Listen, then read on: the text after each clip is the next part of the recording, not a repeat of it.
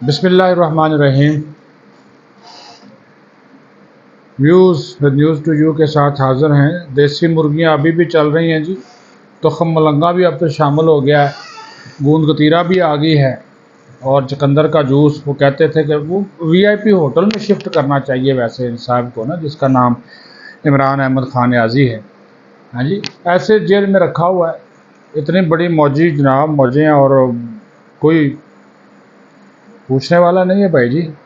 اس کے اوپر بھی تھوڑا سا آپ کو بتائیں گے۔ وہ کہتے ہیں جی بڑا مشکل میں ہے، لیکن مٹن بھی چل رہا ہے، دیسی مرغی بھی چل رہی ہے، دیسی گھی میں سارا کچھ پکتا ہے۔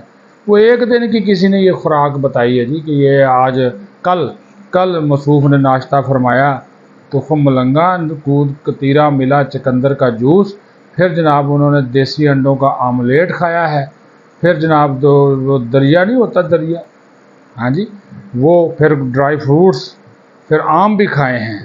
ہاں جی، موجیں ہیں جی جناب۔ قیدی ہو تو ایسا ہو، وی آئی پی، وی آئی پی قیدی۔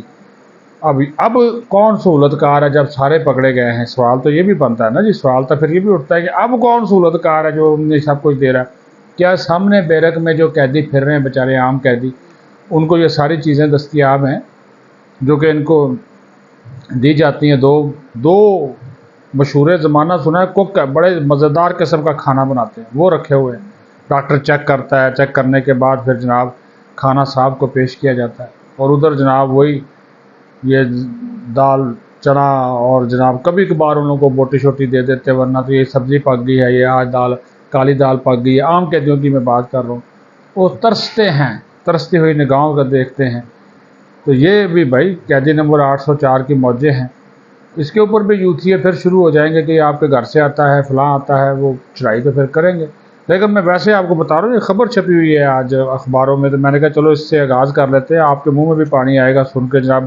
جب آپ صبح کا ناشتہ جناب تخم ملنگا، گوند کتیرا، ملا ہوا چقندر کا جوس ہو، طاقت تو پھر جناب 70-72 سال کا بابا منڈا شنڈا تو پھر لگے گا، اور پھر آپ دیسی انڈوں کا آملیٹ کھائیں، دوپہر کو آپ جناب دیسی مرغی کھائیں، مٹن کھائیں، ہیں جی، شام کو پھر آپ دلیا کھائیں، اور اس کے بعد پھر آپ ڈرائی فروٹ کھائیں، اور ڈرائی فروٹ کے بعد پھر جناب آپ کو آم جو ہیں وہ دیے جائیں، پھر آپ کو لسی پیش کی جائے۔ واہ واہ، کیا میں وی آئی پی قیدی، انتہائی وی آئی پی موجے، ہائے ہائے ہائے ہائے، کیا بات ہے جی۔ یہ ہے ہمارا پاکستان، اور اسی جیل میں ایک بیچارہ قیدی محروم ہے، ان چیزوں سے ترستا رہتا ہے، ترستی نگاہوں۔ کبھی کبھار اس کو یہ چیزیں جو ہیں وہ نصیب ہوتی ہوں گی، یا کبھی باہر آ گیا، کوئی گھر والے لے آئے ہوں گے، لیکن یہاں پہ روز کا یہ کام جو ہے وہ چلتا ہے۔ لو جی، اس کے ساتھ ہی دوسری جڑی خبر، مولانا نے جناب کرا دی ہے جڈی،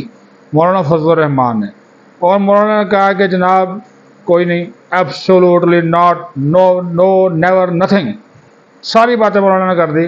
انہوں نے کہا کہ بھائی پی ٹی آئی کے ساتھ اتحاد ابس ہے، فارغ ہے، بالکل نہیں ہے، ہو ہی نہیں سکتا۔ کہا کہ بھائی جی سیاست اپنی اپنی، ماضی میں اس نے کہا جی ماضی میں نے بڑے سیاسی اتحادوں میں شمولیت اختیار کی، یہ تجربہ میرا اچھا نہیں رہا، میں پی ٹی آئی کے ساتھ نہیں ملنے والا۔ اب اس کی اندر کی وجہ سن لیں، مولانا کی جماعت نہیں چاہتی تھی۔ ڈیزل کون کہتا تھا مولانا کو؟ ابھی بھی وہ مولانا کا وہ جو بھائی اسد کیسر کا کیا باتیں کر رہا ہے مولانا کے بارے میں، ادھر خیبر پختونخوا میں سوابی میں، سب کو پتہ ہے، وہ مولانا تک پہنچ گئی۔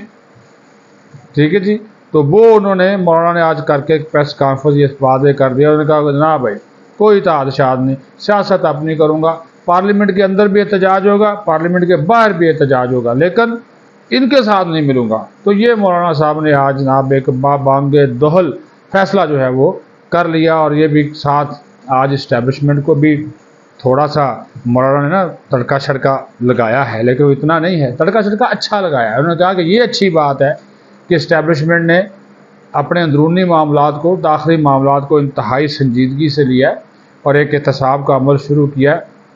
تو انہوں نے کہا کہ یہ جو اس وقت ہو رہا ہے اس میں جے یو آئی فیت و فریق جو ہے وہ نہیں ہے، لیکن جمہوریت اس وقت جو ہے انہوں نے کہا کہ وہ اپنا جو ایک مقدمہ ہے وہ ہار رہی ہے، تو جمہوریت کو یہ مقدمہ اپنا جیتنا چاہیے۔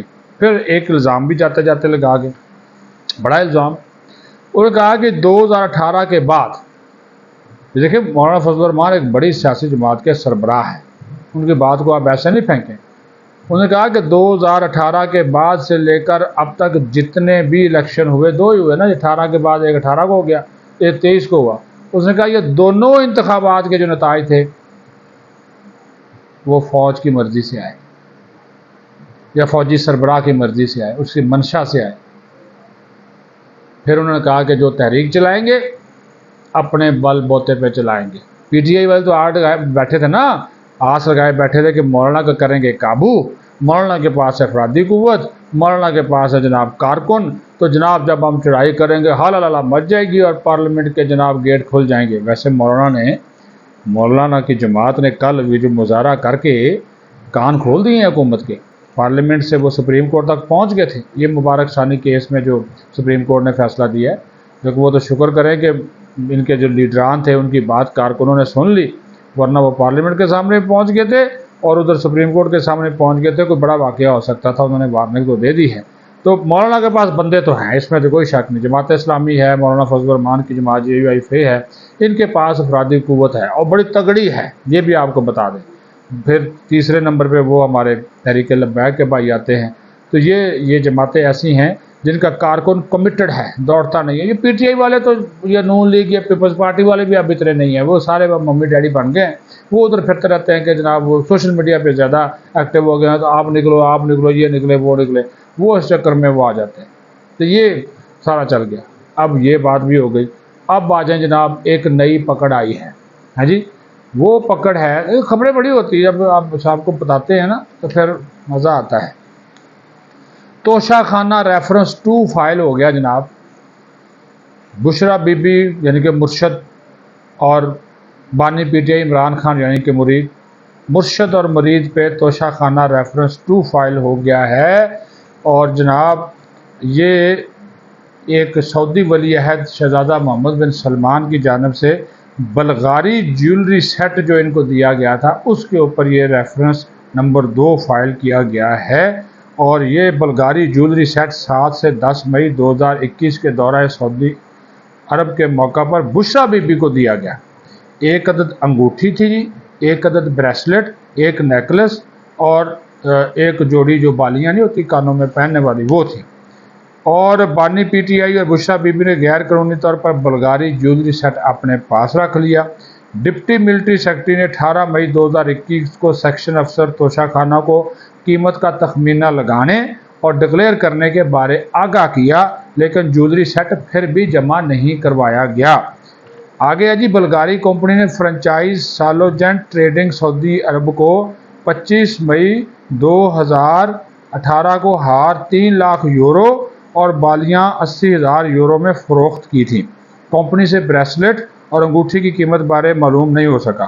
28 مئی 2021 کو بلغاری جیولری سیٹ کی ٹوٹل قیمت تقریباً 7,56,61,600 پاکستانی روپے بنتی ہے، اور جیولری سیٹ میں اگر شامل ہار کی جو قیمت ہم کریں تو وہ 5,64,96,000، اور جیولری سیٹ میں شامل بالیوں کی قیمت 1,50,65,600 بنتی ہے۔ آگے ہے کہ جی، توشہ خانہ رولز کے مطابق 50% دے کر بلغاری جیولری سیٹ کی قیمت 3,57,65,800 روپے بنتی ہے، لیکن انہوں نے قیمت کم لگوائی اور قومی خزانے کو نقصان پہنچا دیا 3,28,51,000 روپے کا، اور نیب کا جو سیکشن ہے 9 اور سب سیکشن 3, 4, 6 اور 12 کی خلاف ورزی کی، اور یہ کہا گیا جی کہ 1 اگست 2022 کو بورڈ میٹنگ کے بعد چیئرمین نیب کی ہدایت پر بانی پی ٹی آئی اور بشرا بی بی کے خلاف انکوائری شروع ہوئی کہ دونوں نے اپنے اختیارات کا ناجائز استعمال کیا اور وزارت عظمیٰ کے دور میں 108 تحائف میں سے 58 اپنے پاس رکھے ہیں۔ تو یہ جناب ان کی اس معاملے میں یہ توشہ خانہ والا جو ہے نا کیس، یہ ہے کہ جناب اس میں بھی ان کی جان جو ہے نا وہ چھوٹتی ہوئی نظر نہیں آ رہی ہے۔ ایک نیا ریفرنس جو ہے نا یہ فائل ہو گیا ہے، تو یہ بھی ایک بڑا امپورٹنٹ جو کیس ہے وہ ان کے خلاف کھلنے جا رہا ہے، اور وہ 190 ملین پاؤنڈ والا تو چل ہی رہا ہے، تو وہ یہ چیزیں جو ہے وہ ہو رہی ہیں وہاں پہ۔ اچھا جی، ایک 96 طلبہ پاکستان کے غائب ہو گئے، امریکہ، برطانیہ، یورپ میں. یہ بھی ایک بڑی امپورٹنٹ خبر ہے. تو ڈائریکٹر جنرل آف پاکستان کی ایک رپورٹ میں انکشاف کیا گیا کہ یہ 96 طلبہ جو اسکالرشپ پہ بیرون ملک پڑھنے گئے تھے اور ان کے اوپر حکومت پاکستان کا تقریباً 1.55 ارب روپیہ خرچ ہوا اسکالرشپ کی مد میں، مختلف اعلیٰ یونیورسٹیز میں تعلیم حاصل کرنے کے لیے ان کو بھیجا، HEC جس کو ہم اعلیٰ تعلیمی کمیشن کہتے ہیں، لیکن یہ وہاں پہ ہو گئے بگوڑے، بھاگ گئے. یعنی کہ فوج میں نہیں ہوتا بگوڑے شگوڑے ہوتے، وہ بھاگ گئے، واپس ہی نہیں آئے. ٹھیک ہے جی. تو اب ڈائریکٹر جنرل آف پاکستان نے جب آڈٹ کیا تو بات کھلی کہ جناب یہ اسکالرشپ پہ جانے والے 96 طلبہ جو ہیں انہوں نے امریکہ، برطانیہ، جرمنی اور دیگر یورپی ممالک میں جا کر لے لی ہے پناہ، یا وہاں پہ غائب ہو گئے ہیں. وہ کیا ہوتا ہے جی، ٹنکی لگاتے ہیں، پتہ نہیں کیا ہوتا ہے، ایک لفظ استعمال کرتے ہیں، وہ لگائی اور وہ ادھر سے وہ اب مل نہیں رہے. پڑھنے کے بعد اسکالرشپ وہاں پہ تعلیم ادھر ہی پھسل پھسل گئے. تو ابھی ڈائریکٹر جنرل نے کہا کہ بھائی جی یہ قصور ہے HEC کا، تو HEC سے چاہیے ریکوری کی جائے.